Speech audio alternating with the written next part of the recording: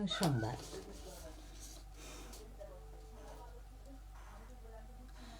আসসালামু আলাইকুম। বাংলাদেশ বেতার সিলেট সংবাদ পড়ছে প্রমিদেব। সারা দেশের মতো সিলেটেও আজ পালিত হচ্ছে আন্তর্জাতিক আর্কাইভস দিবস। আন্তর্জাতিক আর্কাইভস সংস্থা 2007 সালের বার্ষিক সাধারণ সভায় সংস্থাটি প্রতিষ্ঠার দিন 1948 সালের 9 জুনকে আন্তর্জাতিক আর্কাইভস দিবস হিসেবে পালনের সিদ্ধান্ত গ্রহণ করে। আর্কাইভসের গুরুত্ব অনুধাবন করা ও জনসাধারণকে আর্কাইভস সম্পর্কে সচেতন করে তোলাই দিবসটির লক্ষ্য। এ উপলক্ষে মৌলভীবাজারে আজ র্যালি ও আলোচনা সভা অনুষ্ঠিত হয়েছে। সকালে জেলা সরকারি গ্রন্থাগার থেকে বের হয় সচেতনতামূলক বর্ণাঢ্য র্যালি। পরে জেলা পাবলিক লাইব্রেরির সৈয়দ মোস্তফা আলী হলে অনুষ্ঠিত হয় আলোচনা সভা। জেলা প্রশাসক তৌহিদুজ্জামান পাভেল এতে প্রধান অতিথি হিসেবে উপস্থিত ছিলেন। সভায় প্রধান অতিথি বলেন, ইতিহাস ও ঐতিহ্য সম্পর্কে বর্তমান ও ভবিষ্যৎ প্রজন্মের জ্ঞান অর্জনের আর্কাইভস ও গ্রন্থাগার গুরুত্ব অপরিসীম। আর্কাইভ ও গ্রন্থাগার দপ্তরের সহযোগিতায় জেলা গ্রন্থাগার এই সব কর্মসূচির আয়োজন করে। শাহজালাল বিজ্ঞান ও প্রযুক্তি বিশ্ববিদ্যালয়ের নবনিযুক্ত ভাইস চ্যান্সেলর অধ্যাপক ডক্টর মোহাম্মদ খায়রুল ইসলামের সঙ্গে বিশ্ববিদ্যালয়ের বিভিন্ন বিভাগের গ্রেড 1 অধ্যাপকদের এক মতবিনিময় সভা আজ অনুষ্ঠিত হয়েছে। সভায় গ্রেড 1 অধ্যাপকবৃন্দ বিশ্ববিদ্যালয়ের শিক্ষা, গবেষণা, অবকাঠামোগত উন্নয়ন, বিদ্যমান নানা সমস্যা, সম্ভাবনা ও ভবিষ্যৎ চ্যালেঞ্জ মোকাবিলার বিষয়ে তাদের মতামত ও পরামর্শ তুলে ধরেন। এ সময় ভাইস চ্যান্সেলর বিশ্ববিদ্যালয়ের সার্বিক উন্নয়ন, শিক্ষা ও গবেষণার মান উন্নয়নে অধ্যাপকবৃন্দের আন্তরিক সহযোগিতা কামনা করেন। পাশাপাশি তিনি সংশ্লিষ্ট ক্ষেত্রে প্রয়োজনীয় সহযোগিতা ও সমর্থনের আশ্বাস প্রদান করেন। সিলেট সিটি কর্পোরেশনের উদ্যোগে নগরীতে আজ ডেঙ্গু প্রতিরোধে সচেতনতামূলক র্যালি অনুষ্ঠিত হয়েছে। সকালে নগর ভবন প্রাঙ্গণ থেকে র্যালিটি বের হয়।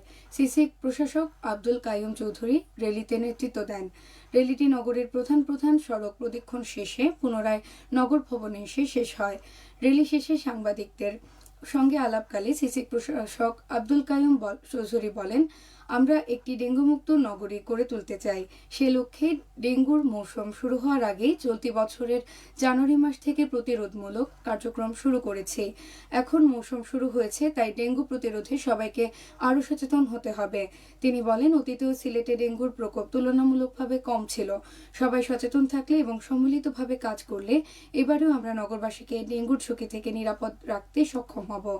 এতে সিসিকের প্রধান নির্বাহী কর্মকর্তা মোহাম্মদ রেজাই রাফিন সরকার, সিসিকের প্রধান স্বাস্থ্য কর্মকর্তা ডাক্তার মোহাম্মদ জাহিদুল ইসলাম, সিসিকের সচিব মোহাম্মদ আশিক নূর, প্রধান প্রকৌশলী মোহাম্মদ আলী আকবর, প্রধান বর্জ্য ব্যবস্থাপনা কর্মকর্তা অবসরপ্রাপ্ত লেফটেন্যান্ট কর্নেল একলিম আবেদিন সহ বিভিন্ন বিভাগের কর্মচারীরা অংশগ্রহণ করেন।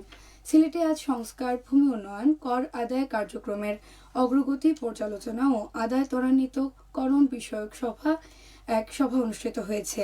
সকালে জেলা প্রশাসক মোহাম্মদ সরওয়ার আলমের সভাপতিত্বে জেলা প্রশাসকের কার্যালয়ে এই সভা অনুষ্ঠিত হয়। এতে বিভিন্ন দপ্তর, কর্মকর্তা ও প্রতিনিধিরা উপস্থিত ছিলেন।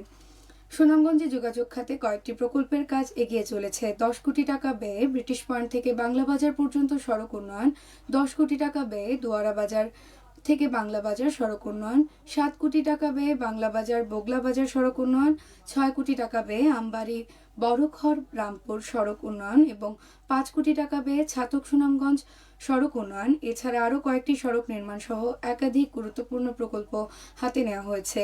এসব প্রকল্প বাস্তবায়িত হলে জনসাধারণের যাতায়াত সহজ হওয়ার পাশাপাশি কৃষি, ব্যবসা বাণিজ্য ও অর্থনীতিতেও ইতিবাচক প্রভাব ফেলবে বলে আশা করা হচ্ছে। এবার শুনুন কৃষি সংবাদ।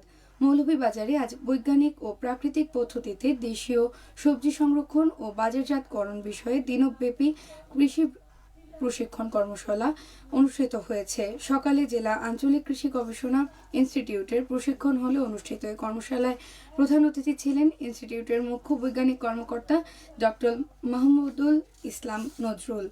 এই সময় প্রশিক্ষকরা গাজর, মিষ্টি আলু, কুমড়া, কচু ইত্যাদি প্রাকৃতিক পদ্ধতিতে সংরক্ষণ ও বাজারজাতকরণ সম্পর্কে প্রশিক্ষণ প্রদান করেন। এতে 80 জন কৃষাণী অংশ নেন। আঞ্চলিক কৃষি গবেষণা ইনস্টিটিউট এই কর্মশালার আয়োজন করে। সবশেষে আবহাওয়া।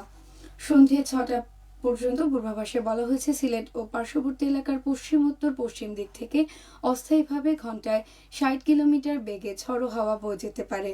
সেই সঙ্গে হতে পারে বৃষ্টি অথবা বজ্রসহ বৃষ্টিপাত। এসব এলাকার নদীবন্দরসমূহকে ১ নম্বর সতর্কতা সংকেত দেখিয়ে যেতে বলা হয়েছে। আজ সিলেটে সূর্যোদয় হয়েছে ৫টা ২ মিনিটে এবং সূর্য অস্ত যাবে ৬টা ৪১ মিনিটে। সংবাদ শেষ হলো। আমাদের পরবর্তী স্থানীয় সংবাদ প্রচারিত হবে সন্ধে ৭টায়।